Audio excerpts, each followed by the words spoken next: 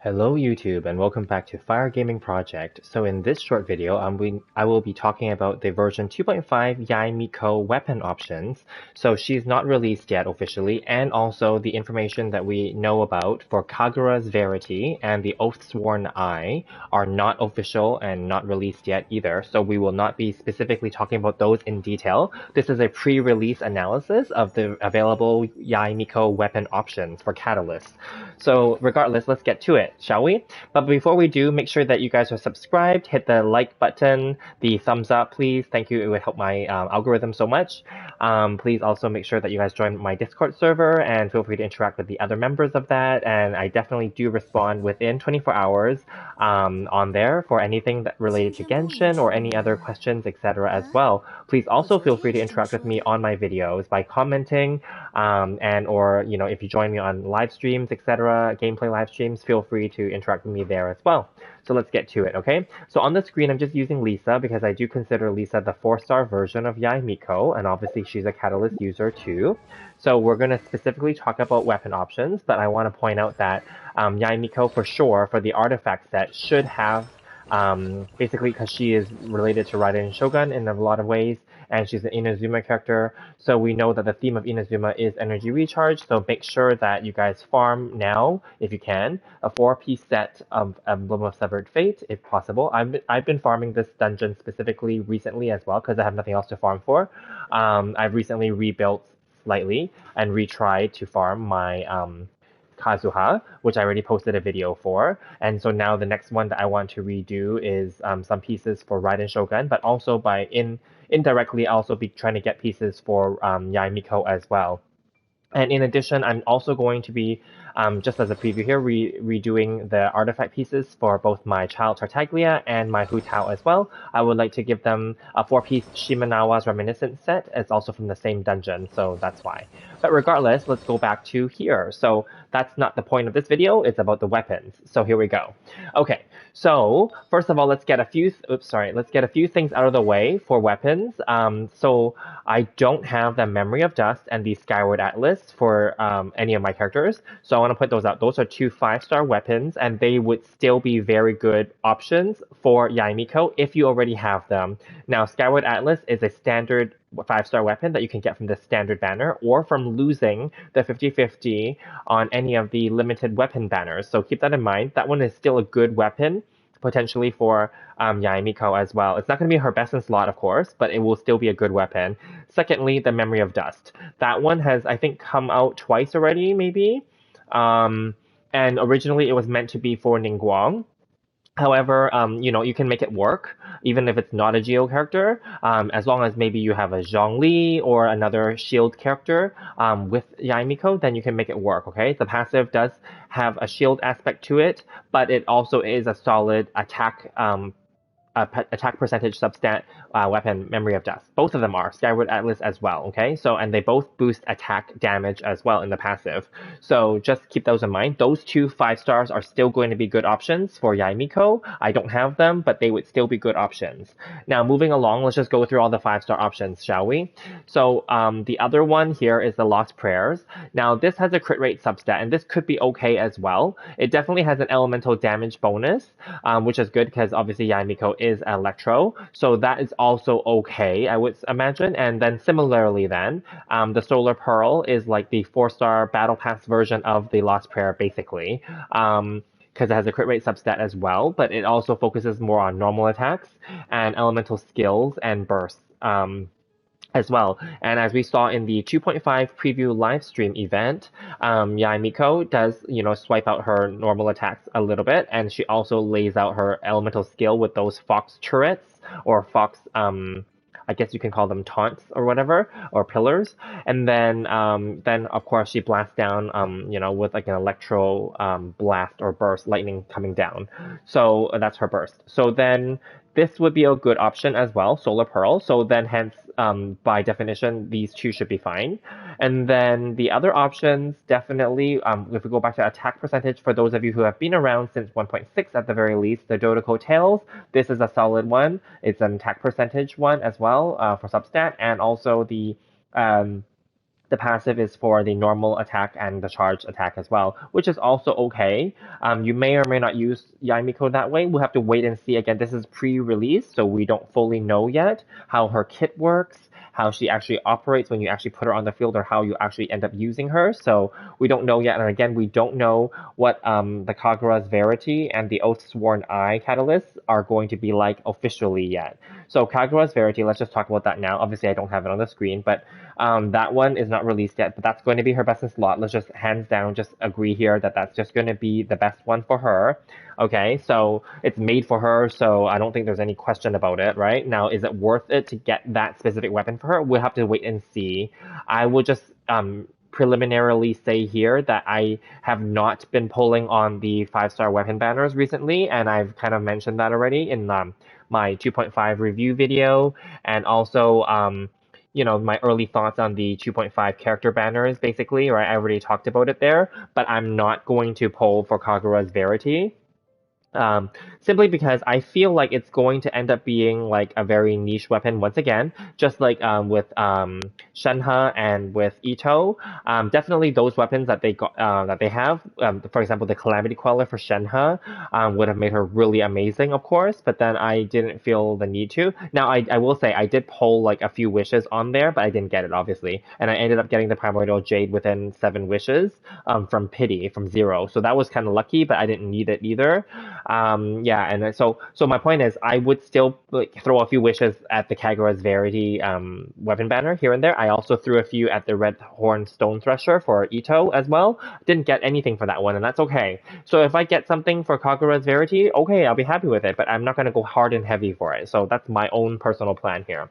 Now, the Oathsworn Eye is going to be the free 4-star catalyst that we'll be getting in the actual new event, the Three Realms Gateway for Enkanomiya. And the overall theme of that weapon has a clam-shaped coral shape. So it's going to be technically for Kokomi, who is also rerunning in 2.5. Now, officially, we don't know yet what's going on there, but I will say that, remember, Kokomi's best weapon is her Everlasting Moonglow Donut, right? And also her 4-star equivalent or 4-star weapon would be the Prototype Amber, which is a craftable, healing-focused passive weapon, okay? I don't have either of those either, and I don't plan to get either of those, okay?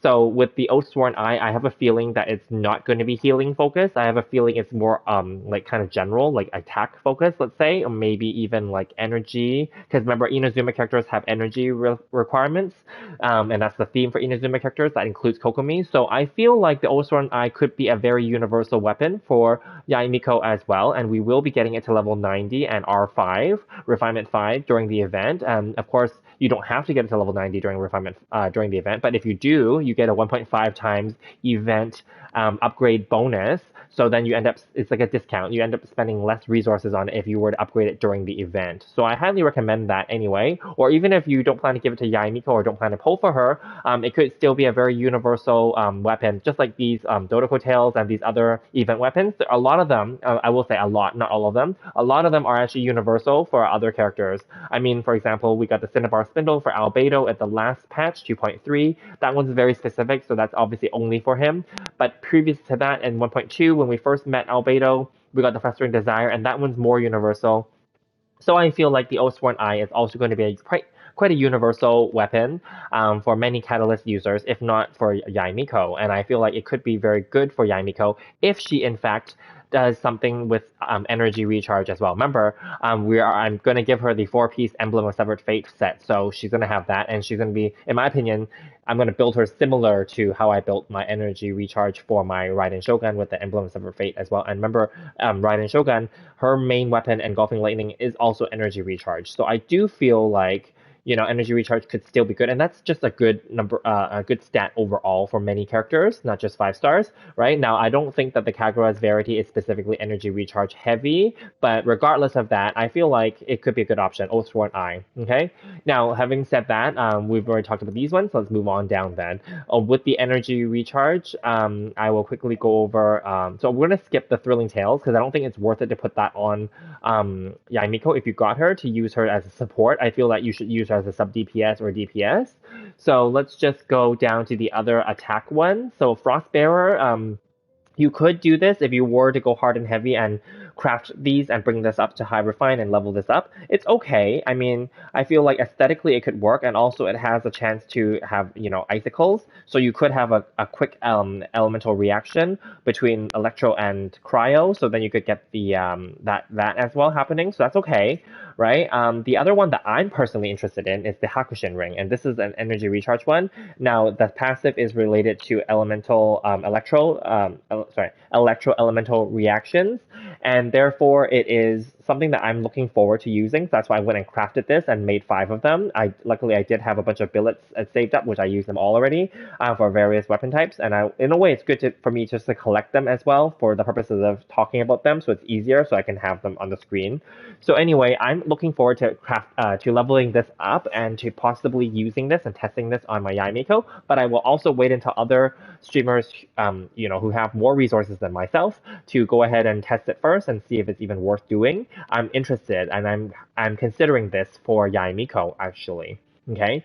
Now, if I wasn't considering this, then, and for those of you with other energy recharge options such as Favonius Codex, this one is a very universal, just like any of the Favonius weapons. So for those of you who are maybe newer to the game or free to play, or lower AR levels, you can definitely maybe consider this, because this would be a universal weapon for any character, any of the Favonius ones. It's a placeholder. Then we have the Sacrificial Fragments, which is an elemental mastery style weapon. And this one is obviously Sucrose's best in slot. And we also heard in the 2.5 live stream that elemental mastery could be something that Yae Miko is going to scale off of in some of her passive talents. So I feel like this could be an okay option too, because she does have an elemental skill that's worth using. And luckily I do have another one here waiting in the wings at an R5, but it's not leveled up yet. So we'll see if that ends up being a good option for her. And of course we'll talk about the other craftable one, which is the Mappa Mare. And this is also elemental mastery. This is okay too, but this is relying on getting elemental reactions and damage bonus, of course. This is not a bad option, but I will say this could possibly be the better one, Sacrificial, only because you can do the skill twice, but then this may or may not work for her, because I think she has a limit on how many totems she can have out at any given point, so it doesn't really make a difference, even if you can cast it twice, because I think that in the preview, she was able to cast out 3 of them, right? So, and within a short succession, like she doesn't even need to wait for them to come out. So then I don't think that this makes a difference to have a second one. So maybe the Mappa Mare could be her better one. Now, as you can see at level 80, the elemental mastery here is still lower than the elemental mastery on this one. So I don't know, you have to weigh we have to weigh the balance between elemental mastery. Now this one has a higher base attack, and obviously if I was to bring this in 90, it would have a higher base attack than this one. So there's the trade-off there. Okay. Then let's quickly talk about the remaining weapons here. So then there's a Blacklist Agate, previously known, I think, as the Blacklist Talisman or Amulet or something. Anyway, regardless, they renamed a few of the weapons, and this one is okay. Again, I'm okay with any of the Blacklist weapons. I've done a previous review of this. Check that out. But of all the Blacklist weapons, I mean. But this one being the one that is the least, like your last priority, let's call it.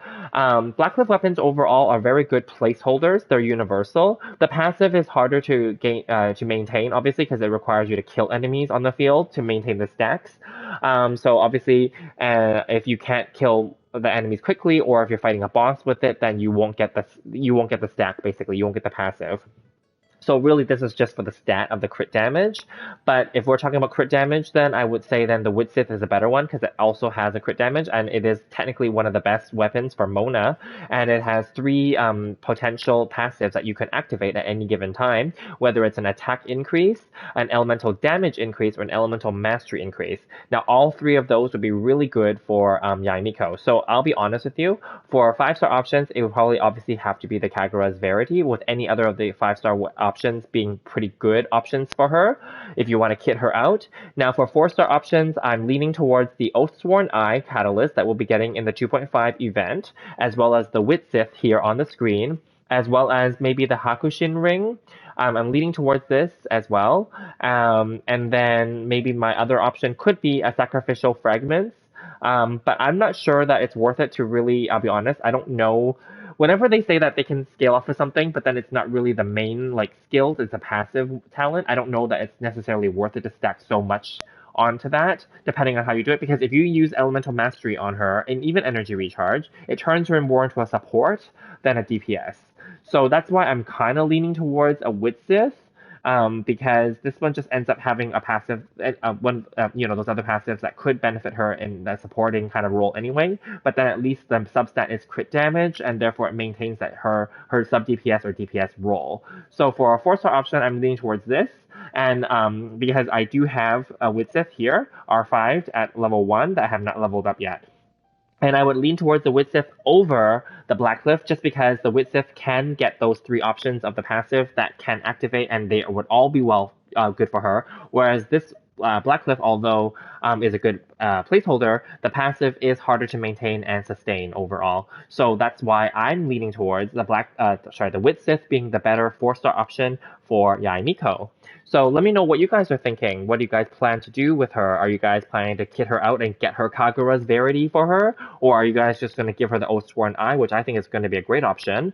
Or maybe you guys got the Dodoko Tails from the previous Catalyst event that we got, 1.6, that we can also put her on, right? Or maybe one of these other 5-star weapons, or the Solar Pearl, the Battle Pass weapon, or any of these other ones. What are you guys thinking? Let me know what you guys think and what you guys plan to put on her if you guys do go for her, and we'll discuss it some more. Let me know, and I will see you guys in the next video.